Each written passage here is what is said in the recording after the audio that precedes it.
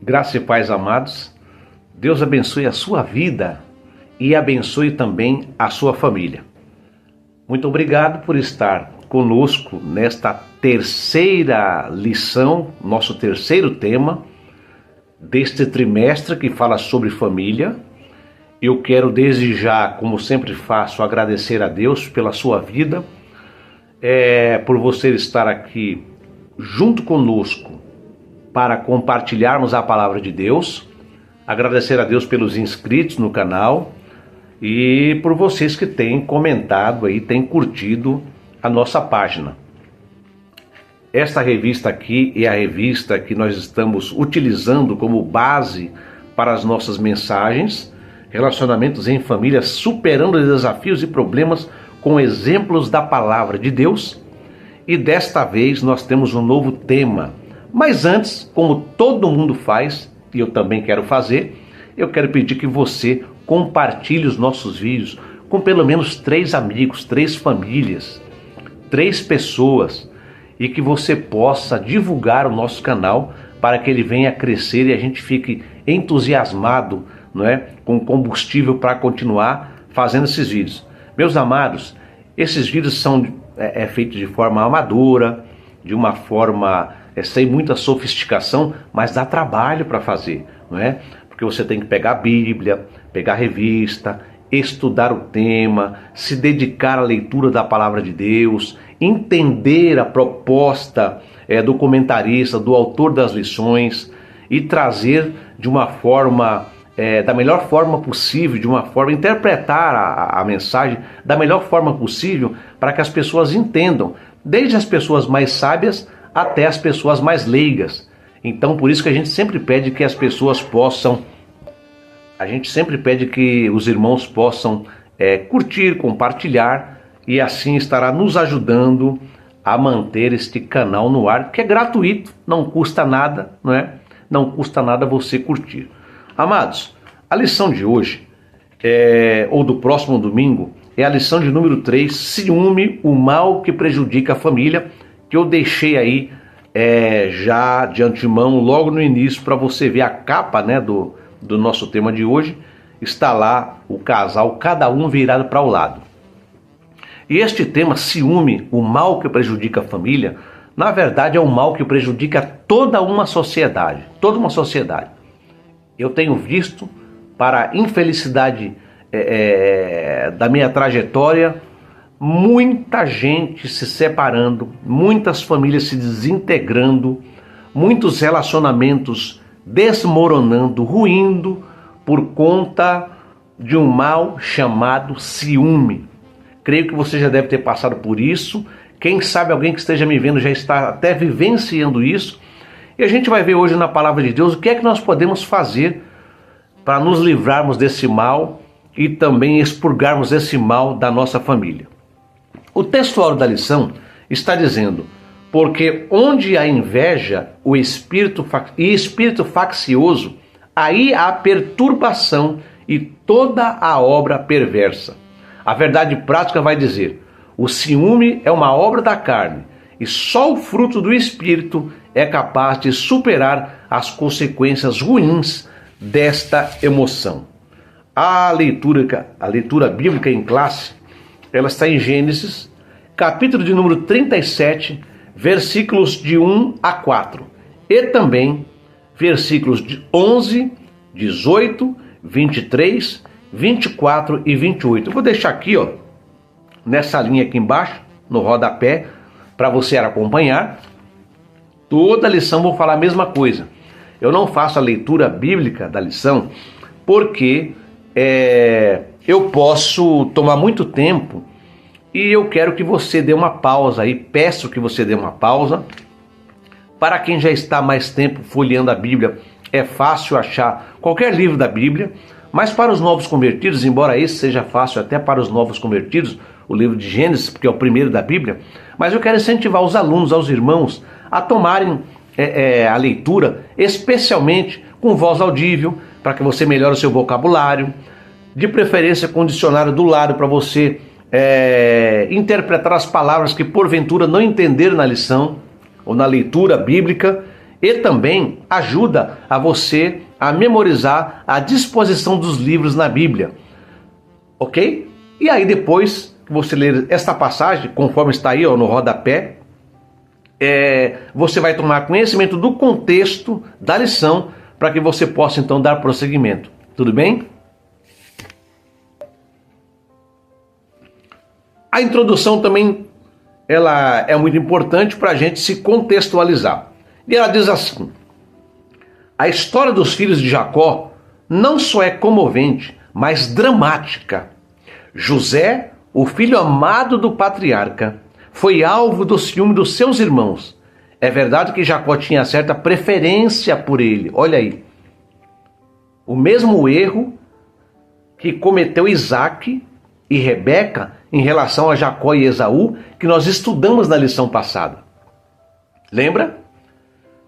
Por isso tornou-se uma pessoa de confiança do velho pai, pela preferência. José delatava todas as más ações de seus irmãos para o patriarca da família. Por esse motivo, eles o viam como um delator e merecedor da hostilidade deles. A lição de hoje não tem o objetivo de tratar dos aspectos gerais da história de José, mas enfatizar, ou seja, especificar, detalhar essa relação de conflito dentro da família de Jacó. Vejamos as consequências para uma família em que a inveja e o ciúme estão presentes. Veja só então como é que se inicia esta lição. Lembra que eu falei no último tema, gente, que se o pai tem mais de um filho, às vezes ele acaba dando preferência por um ou por outro. Por quê? Porque tem filho que vai dar mais prazer para o pai do que outro. Lembra disso que eu falei? E é natural que haja essa inclinação, porque seja materna, seja paterna, porque aquele que dá mais prazer, não é? Ele, consequentemente, vai fazer com que o pai se incline, o pai ou a mãe se incline para ele. E eu até escrevi aqui, né, no tema passado, que nós falamos, né, de Jacó e Esaú, e que a história agora está se repetindo novamente. A predileção por um dos filhos, que foi o tema da lição passada, vai acabar gerando conflito. Embora a culpa não seja só do pai que teve predileção por José, mas os seus irmãos, os irmãos de José, também contribuíram para isso. Continuando então,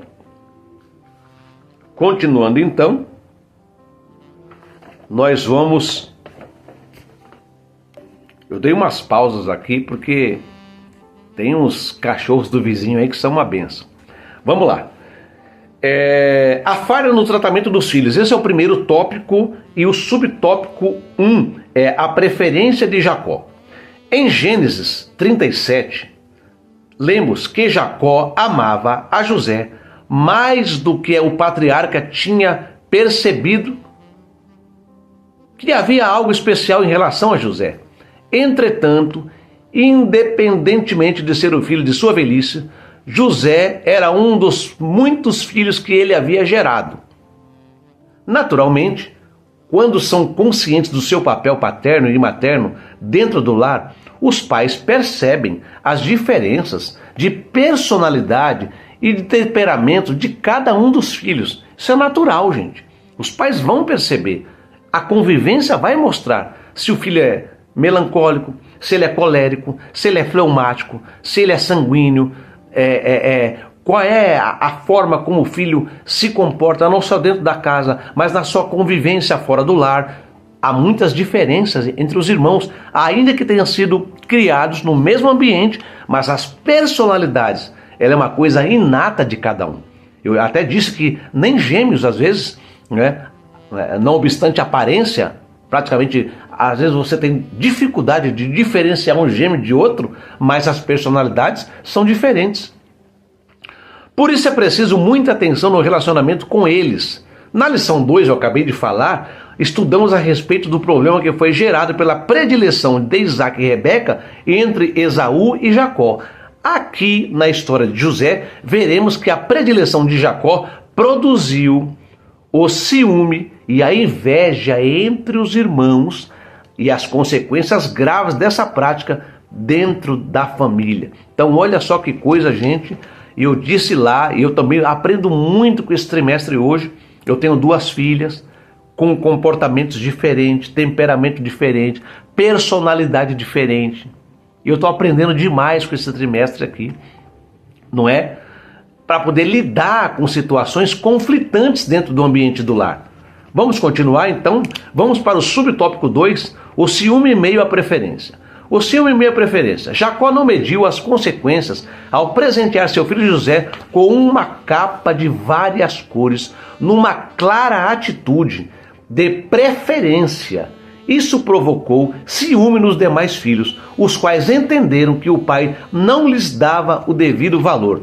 Gente, era comum que as capas, né, que ia por cima da túnica, ela geralmente era de uma cor só. Uma capa de várias cores era difícil de fazer, até porque alguma das cores, para se produzir aquelas cores, se dependia, por exemplo, se ela fosse lá de púrpura, tivesse lá alguma faixa, alguma cor púrpura na túnica, por exemplo, ou na capa da túnica, essa tinta ela era produzida dentro de um marisco, que só se achava no fundo do mar. Vejam só, quando José se apresentou com essa túnica perante os seus irmãos que o pai lhe dera, a primeira coisa, ele se destacou dos seus irmãos. Ele teve destaque. Aonde José ia e ele passava, a sua túnica chamava a atenção, porque não era comum uma túnica colorida. Certamente já havia um certo ciúme por ser o mais novo, por ser, né, o bebezinho do papai.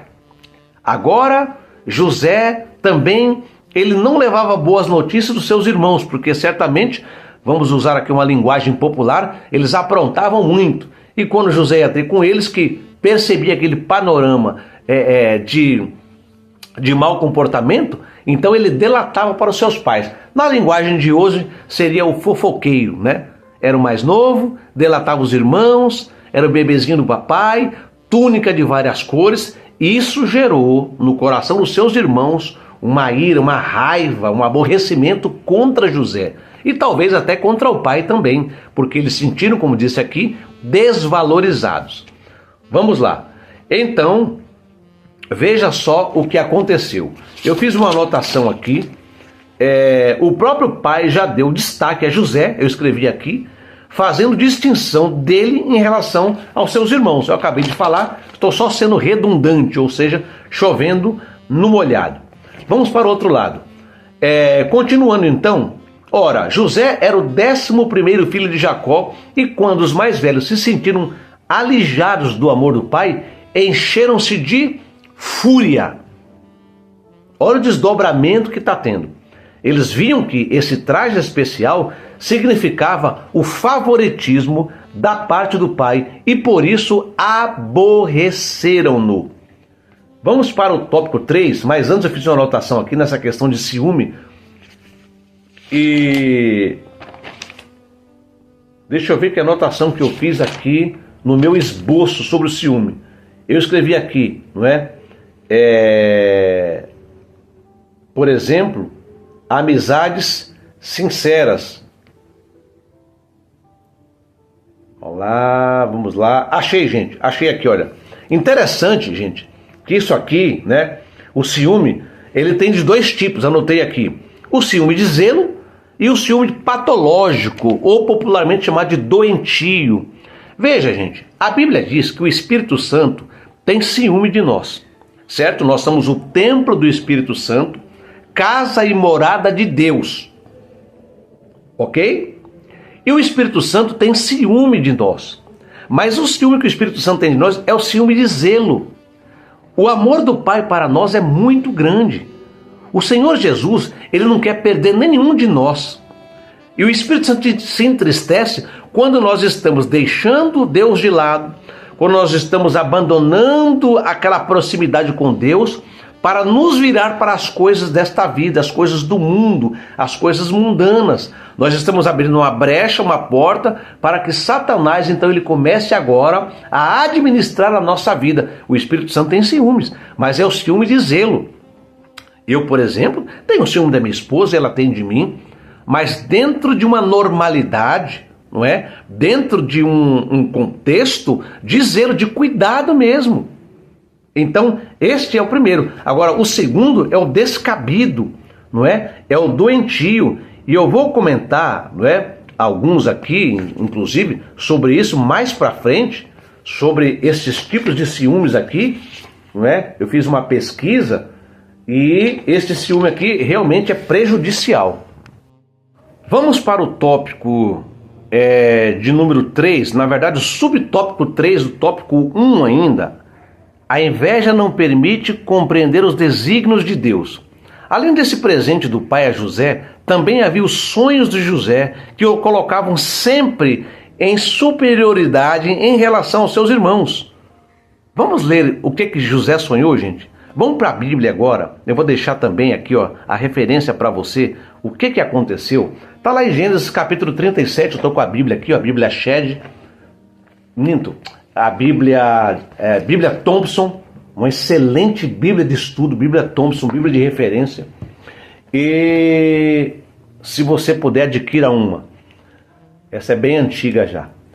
Gênesis capítulo 37, versículo de número 5. José teve um sonho e o contou a seus irmãos, por isso o odiaram ainda mais. Por que o odiaram ainda mais, gente? Porque ele já tinha túnica. Já era o queridinho do papai. Já estava sempre levando má notícias deles, dos irmãos dele, para o seu pai. Certo? Para o seu pai Jacó. Agora, gente, o menino ainda vai contar um sonho desse. Os homens ficaram espumando pela boca. José teve um sonho e contou justamente para quem? A seus irmãos. Por isso o odiaram ainda mais. Pois lhes disse: ouvi e peço-vos este sonho que tive. Estávamos atando feixes no campo, e eis que o meu feixe, levantando-se, ficou em pé, e os vossos feixes o rodeavam, e se inclinaram ao meu feixe. Então lhes disseram seus irmãos: tu deveras reinarás sobre nós? Tu deveras terás domínio sobre nós? Por isso, tanto mais o odiavam, por causa dos seus sonhos e das suas palavras. Teve ainda outro sonho e o contou a seus irmãos. Parecia uma provocação, né?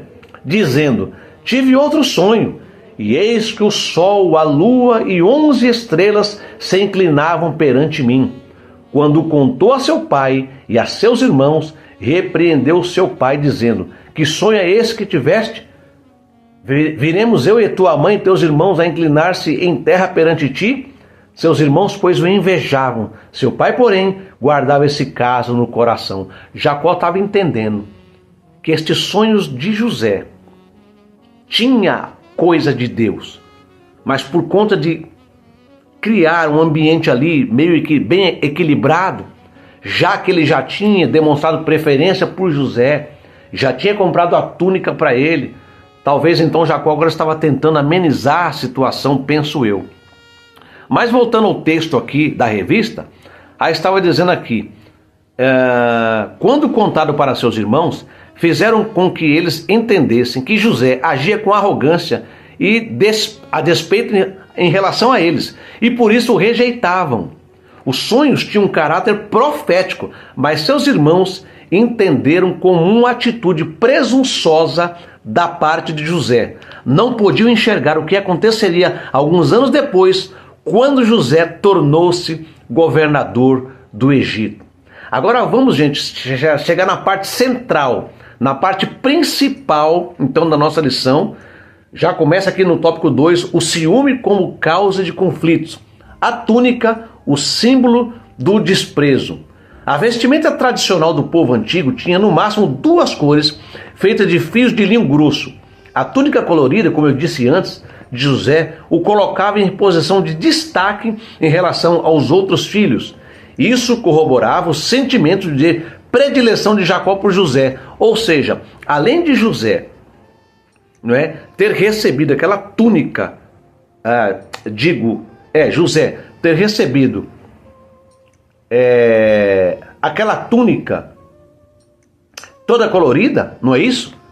Ainda o pai demonstrava, na visão dos irmãos, a inclinação e a preferência por José. E aí, gente, ciúme, o agente do conflito familiar, os irmãos de José sentiam-se ignorados pelo pai. Por outro lado, em razão de desfrutar do favoritismo do pai, José agiu com inexperiência, imaturidade e arrogância. Seus irmãos, com o orgulho ferido por causa da preferência paterna por José, não aceitavam sequer ouvir o filho preferido de Jacó. Por isso encheram-se de rancor e ódio, desejando até mesmo acabar com a vida do irmão. Olha o desdobramento. O ciúme é uma emoção que tem origem no egoísmo. Aliás, gente, o ciúme, a gente não pode esquecer disso, ele anda de mãos dadas com a inveja. Inveja e ciúmes são irmãs. A inveja e o ciúme são irmãos, a inveja e o ciúme. A inveja, o rancor e o ódio, geralmente tem no ciúme o nascedouro. Como o sábio Salomão declarou, o ciúme desperta o furor. No Novo Testamento, o apóstolo Paulo mostra que o que provoca contenda e dissensão tem como origem a carne. O ciúme é uma obra da carne. Olha só que coisa tremenda. O ciúme é uma obra da carne. Agora, gente, vamos então para a extensão do ciúme. Na presente lição, analisamos o ciúme na relação entre os irmãos, mas ele está presente em muitas outras relações. Na vida conjugal, amizade sincera, relacionamento profissional. Geralmente, onde o ciúme está presente, existe mais desprazer e desgosto do que felicidade.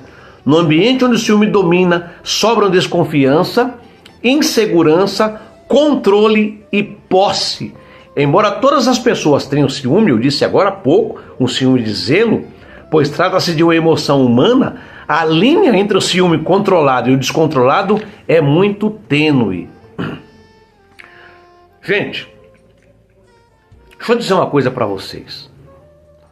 Todo relacionamento, eu vou ser redundante aqui e dizer de novo, ele envolve um sentimento de ciúme, ele envolve um sentimento de ciúme num certo grau. O ciúme é uma relação humana. Isso não é, eu estou repetindo aqui, não é improvável que eu e você tenhamos ciúmes. E por si só, o ciúme, ele não é algo negativo. Ele demonstra, por exemplo, se for um casamento, uma relação conjugal, que o parceiro está se sentindo ameaçado frente a uma situação, não é? E com medo de perder a pessoa amada. Isso é natural. Nesses casos, uma conversa ali a dois, sincera, não é? Tranquilizadora, vai amenizar o sentimento de insegurança. É natural que, por exemplo, eu como homem esteja conversando com a mulher ao telefone, de repente eu coloquei ali no Viva Voz. Minha esposa está escutando, ela vai perguntar, com quem você está conversando? Quem é essa mulher? Ah, não, é uma mulher aí e tal. Se eu responder assim, ela, mas que mulher é aí? Por que você não quer falar? É natural, gente. Não estou falando com a pessoa assim, lá do meu trabalho. Eu estou falando com a pessoa lá que gerencia o curso que eu estou fazendo. Ah, tá bom, tranquilo, não é? Mas quando se trata de uma ameaça ao relacionamento, é bom que os dois conversem, não é? Porque isso é bom para a saúde do casal. Agora, o ciúme patológico, ou aquele doentio, que também é conhecido como síndrome de Otelo, depois você pesquisa sobre a síndrome de Otelo, eu quero que você pesquise, vou deixar aqui no rodapé, porque é bom que você pesquise, né, também. Não, a gente mastigar tudo também fica muito fácil, né? Mas ele envolve uma constante percepção de que o indivíduo está sendo traído pelo parceiro. Aí o parceiro fica o tempo todo, tá me traindo, né? E qualquer estímulo que acontecer vai servir de sinal de traição, mesmo que não haja qualquer vestígio de algum rival. A pessoa fica criando na mente que está sendo traída. E o ciumento fundamenta, não é, as suas ações, não em fatos reais, mas em falsas interpretações. Ele começa a interpretar uma coisa que não existe na realidade. E este tipo de ciúme, ele vai acabar desgastando o relacionamento. Eu aconselho essas pessoas, gente, é claro que a gente não vai espiritualizar tudo, porque o ciúme patológico é uma doença, e doença quem trata é o médico. Claro que o Espírito Santo pode ajudar, claro que a oração pode ajudar, claro que o tratamento espiritual vai e pode ajudar, mas nós não podemos descartar um tratamento psicológico, porque ele pode impedir que consequências mais graves possam ocorrer. Vocês cansaram de ver, e eu também, nos noticiários, na mídia, quantos crimes passionais a gente já tomou conhecimento, não é? Marido mata a mulher, mulher manda matar o marido, e muitas vezes, por ciúme excessivo, sufoca, pressiona a pessoa, não é? Então, é uma coisa tremenda. E esse ciúme patológico, doentio, né? A gente não tem uma ferramenta para medição de ciúme que possa definir se ele deve ser considerado normal ou patológico, não é? Ciúme não dá para ser medido, agora o patológico dá. Por quê? Porque ele vai causar sofrimento, tanto para o ciumento, não é? Quanto para o parceiro que está sofrendo aquele ato de ciúme, certo? Então, de qualquer forma, por exemplo, existem algumas características que a gente consegue identificar se o ciúme ele é normal ou se ele é um ciúme doentio, se ele é um ciúme patológico, que indicam a presença dessa síndrome de Otelo. E também, gente, precisa procurar, repito aqui, um tratamento psicológico. Por exemplo, ficar controlando o parceiro, onde que você tem que ir, aonde não tem que ir. Eu tenho não vou citar o nome dele, lógico, mas um irmão em Cristo, que o casamento dele acabou porque ele não deixava a mulher trabalhar. Ele não deixava a mulher trabalhar. Tudo bem, ele tinha condições de sustentar a casa, sustentar a família, mas se a mulher, me permitam falar, quisesse comprar qualquer coisa, ele tinha que pedir o dinheiro para ele. Você quer o dinheiro para quê? Eu preciso comprar um absorvente, preciso comprar um creme de cabelo, eu preciso comprar um pente que o meu quebrou, eu preciso comprar uma peça íntima nova. Não, eu vou com você comprar. Controle total, gente. Qual é o casamento que sobrevive a um negócio desse? Qual é a relação conjugal que sobrevive a uma situação como essa durante muito tempo? E na igreja nós temos pessoas sofrendo com esse tipo de comportamento, de ciúme excessivo. Nós temos caladas. Muitas mulheres, inclusive para preservar o ministério do marido, sofrem caladas, estão mortas no casamento, não falam para ninguém, não contam para ninguém. Você precisa compartilhar essa dor com alguém da sua confiança. E se possível, e se o seu pastor é um homem de Deus e de confiança, compartilhe com o seu pastor. Não interessa o ministério do seu marido. Você não pode morrer, porque isso acaba também matando não só a relação conjugal, mas mata também espiritualmente. E nós não podemos estar na presença de Deus, na igreja, na nossa comunidade cristã, como cadáveres ambulantes. Você quer ver um outro sintoma de um ciúme doentio? Fazer visita surpresa. O cara nunca foi no trabalho da mulher, de repente aparece na porta lá, sai até mais cedo do trabalho dele, ou vice-versa. A mulher, porque tem mulher ciumenta também, que é uma maravilha, viu? Maravilha entre aspas, né? Tô falando no sentido irônico aqui. Visitinha surpresa, não é? Aí pega o celular, escafuncha, olha o WhatsApp, olha e-mail, olha a foto. E quem que é isso aqui? Que conversa é essa aqui? E mexe nos bolsos, revira bolso de calça, revira bolso de camisa, não é? Enfim, conta no cartão, mexe no extrato, quer saber o que comprou, aonde foi e tal. Isso é ciúme doentio. Eu trabalhei com uma moça em 94, numa empresa de engenharia de comunicação. Eles eram recém-casados e o marido trabalhava no Banco do Brasil. Ela era recepcionista na empresa que a gente trabalhava. Ela ligava umas 8, 10 vezes pro cara. Você tá onde? Você tá onde? Aí você tá fazendo o quê? Você vai aonde? Você vai sair que horas hoje? Quem que você visitou hoje? Os seus clientes era homem ou era mulher? Era mulher? Era bonita? Gente, vocês percebem, não é? Aí, às vezes, por exemplo, começa a implicar com a roupa do parceiro, e às vezes o parceiro não está mal vestido. Eu sei que às vezes, dependendo da senhora, né, não respeita o marido, sai mal vestida, vai chamar a atenção de outros homens, não é isso que eu estou dizendo. Mas às vezes implica com coisas mínimas, não é? E a gente conhece gente que até contrata detetive para estar seguindo.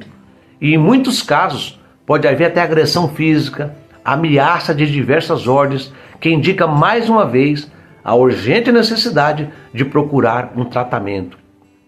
Então, como que a gente vai identificar o ciúme patológico ou doentio? Eu já disse que não tem um medidor de ciúme, né, que mede o grau de ciúme, porém, o ciúme patológico é um sentimento que gera uma série de consequências e desconfortos. E o ciumento, geralmente, ele sente ansiedade, sente raiva, sente culpa, sente vergonha pela sua insegurança contínua. A sua autoestima geralmente está baixa, é um medo incontrolável de perder o parceiro, sabe? É desejo de vingança, é depressão, é remorso, é aquele turbilhão de pensamentos, não é? Intenso, recorrente, que acaba levando ao desapontamento compulsivo, né? Por quê? Porque às vezes escafuncha tanto, manda detetive, vira bolso, mexe no celular, agride o parceiro, fica questionando, não acha nada. E não acha nada. Aí fica com vergonha do parceiro, porque o parceiro se demonstrou uma pessoa honesta, uma pessoa íntegra, coisa da cabeça do ciumento patológico. Aí daqui a pouco vai mais a fundo, aí começa a seguir de longe, né? Eu conheci gente que até alugou carro, né, para seguir o carro do cônjuge. Gente, o que é isso? Não é? Então, essas pessoas acabam, não é, ferindo o ciumento patológico, ele acaba ferindo o seu parceiro, tá? E esse parceiro também vai ficar doente, porque vai desenvolver transtorno de ansiedade, depressão, tá? Por conta das limitações que o parceiro impõe. Eu conheço uma pessoa uma moça que ela queria fazer academia, começou a ganhar peso e tal, queria se tratar, né? Crente, vai bem arrumadinha pra academia, vai com uma roupa que não é escandalosa, o cara não deixou, não vai pra... Mas por que eu não posso ir não? Vou te comprar os aparelhos para fazer em casa. Mas aí em casa não tem estímulo, lá eu tenho uma instrutora, eu tenho um personal trainer, eu vejo as outras pessoas fazendo, em casa, sabe, não vou, não vai fazer.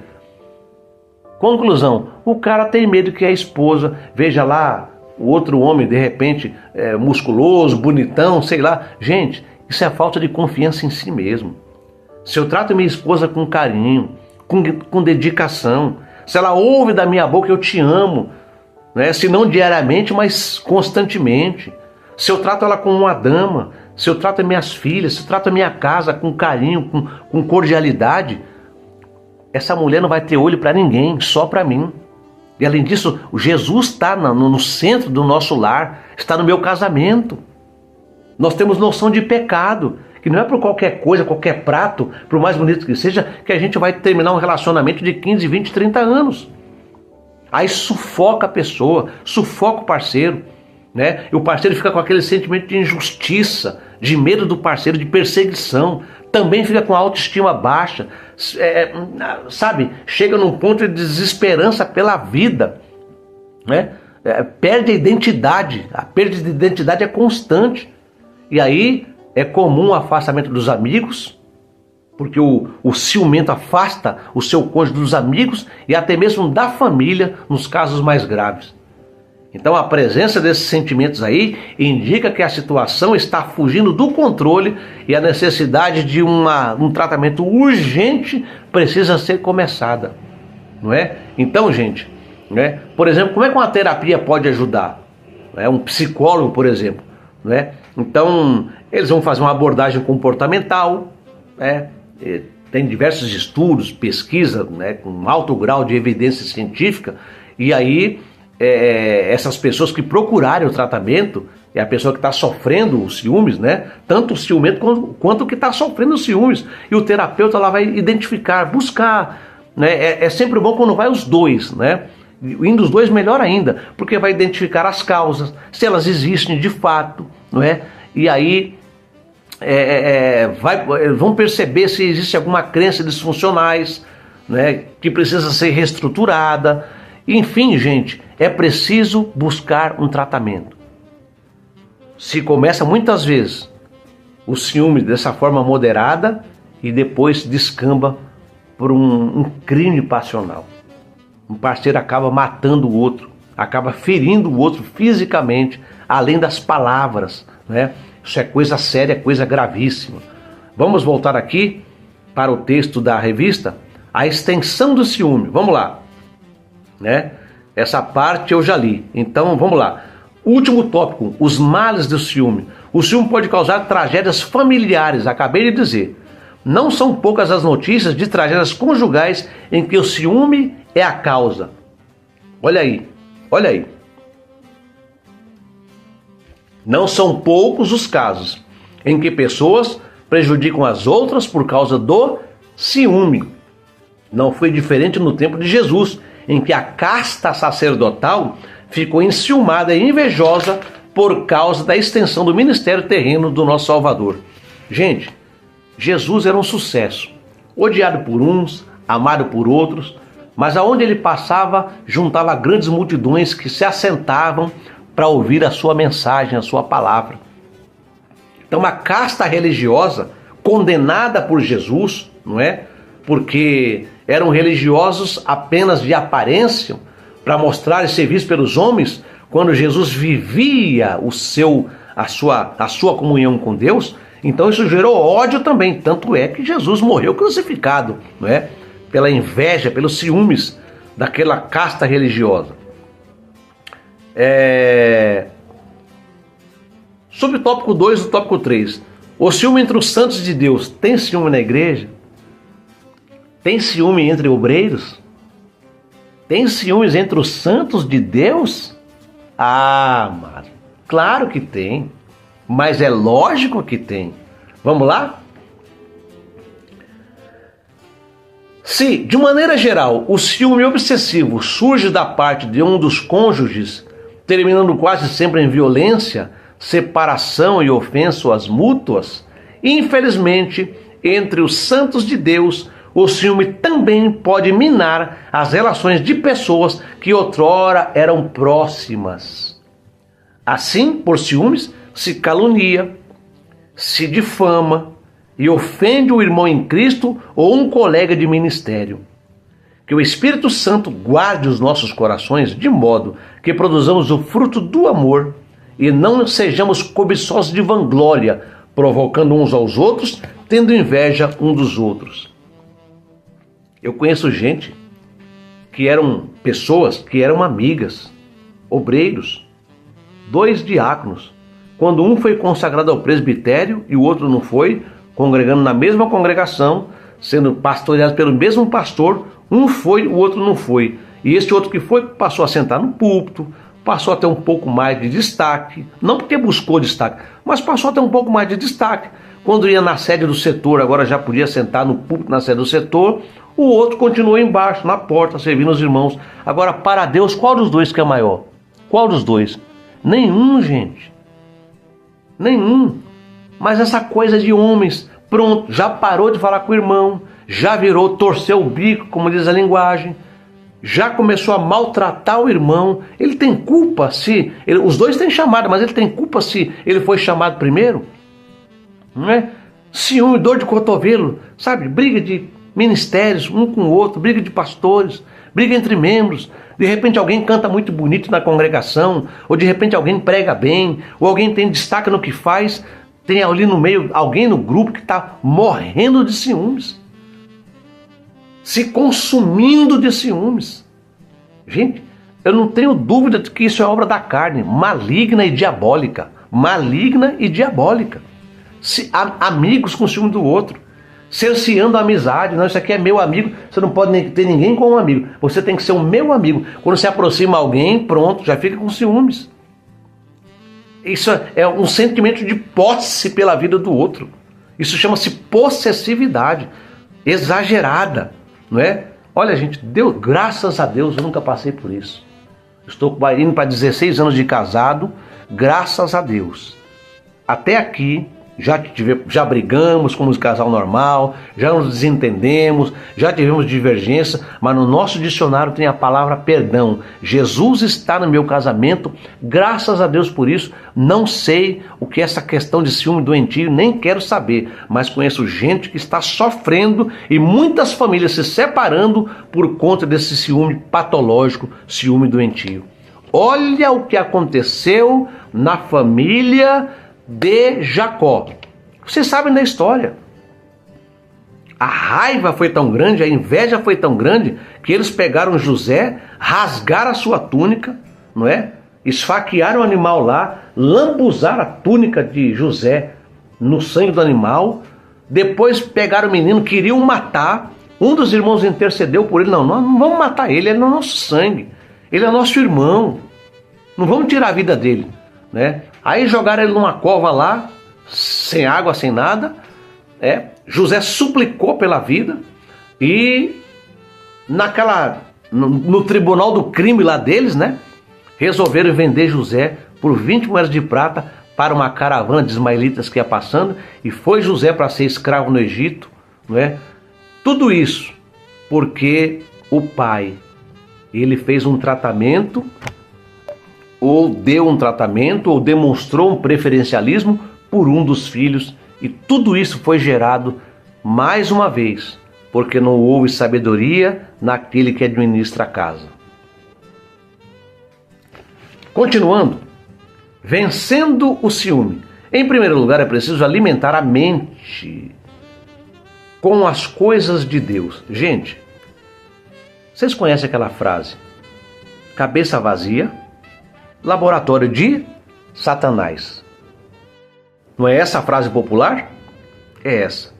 A nossa mente, quando ela está alimentada com as coisas de Deus, quando a nossa mente, como disse Paulo, temos que ter a mente de Cristo, essas coisas não acontecem. Não acontecem. Se estão acontecendo no lar cristão, é porque Jesus já foi, olha gente, quase que convidado a sair. Se não já saiu. Se não já saiu. O que pensamos e o que está em nosso coração determinam as nossas ações. Aonde nasce então? Aqui. Em segundo lugar, é muito importante saber se a emoção do ciúme está impactando e comprometendo a qualidade de vida.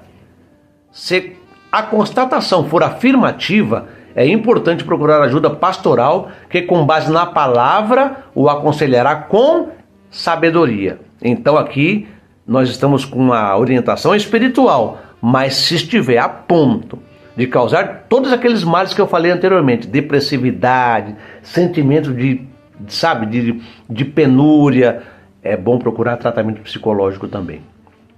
E finalmente, considere com muita atenção o que o apóstolo Paulo ensinou a respeito do amor. Vamos lá? 1 Coríntios 13:4. O amor é sofredor, é benigno, o amor não é invejoso, o amor não trata com leviandade, não se ensoberbece.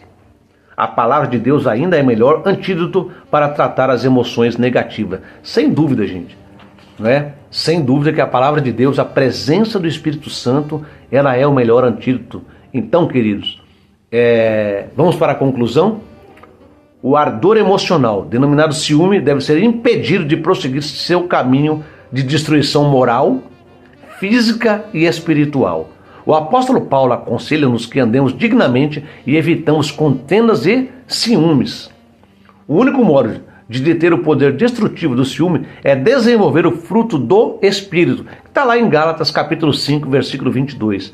Este desenvolve a nossa alma para a prática das virtudes cristãs e, ao mesmo tempo, enfraquece as emoções humanas provenientes dos vícios da alma. Como acabou essa história de José? Bom, por conta do ciúme, eu já disse, repito, jogado numa cova. Imagina o sofrimento e o drama daquele menino.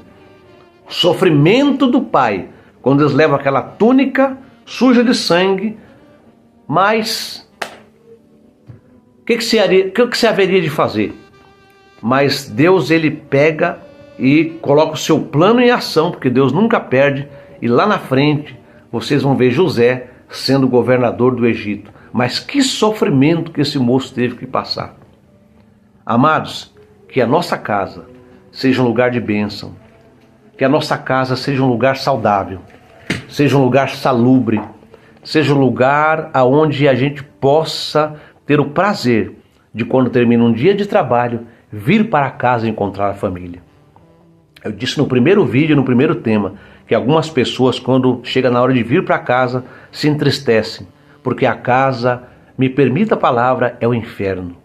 Mas que a sua casa seja um pedacinho do céu, e que, se houver conflitos, divergências, vocês possam se entender, vocês possam chegar num acordo, e vocês coloquem este livro na frente de tudo. Esta palavra, ela possa ser o seu manual de bênção, o seu manual de alegria e o seu manual de felicidade na sua vida de relacionamento, seja conjugal, seja com os amigos, seja com os irmãos, seja na igreja, mas que nós possamos manter a nossa vida saudável e sem esse malefício chamado inveja e chamado ciúme.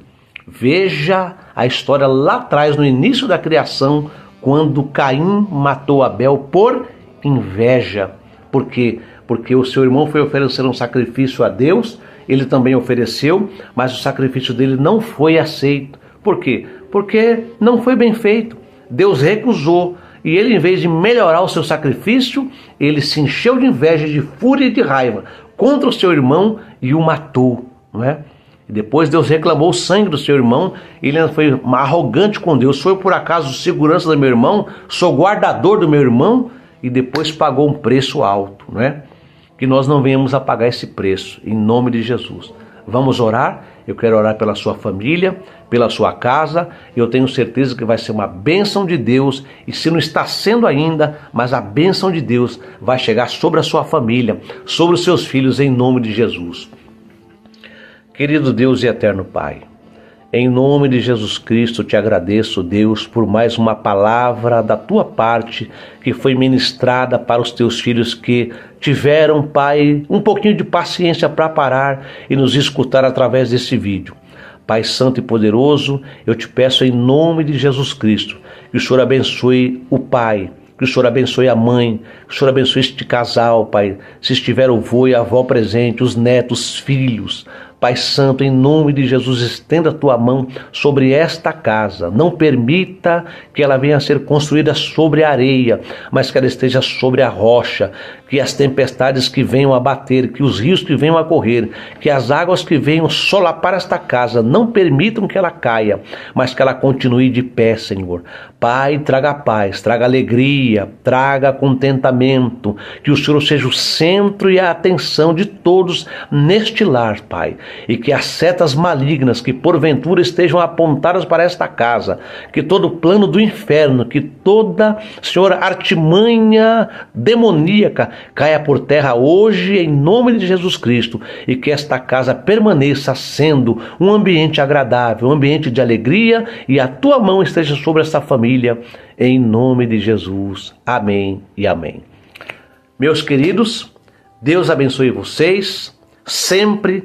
Deus abençoe a vossa casa, um abraço e eu espero você no próximo vídeo. Qual é o próximo vídeo? A próxima lição vai ser os ídolos na família. Será que ídolo é só estátua? Será que ídolo é só uma imagem de escultura? Ou pode ser outra coisa? Tudo aquilo que toma o lugar de Deus chama-se ídolo. E esta será a nossa próxima lição e eu espero que você nos acompanhe. Um abraço.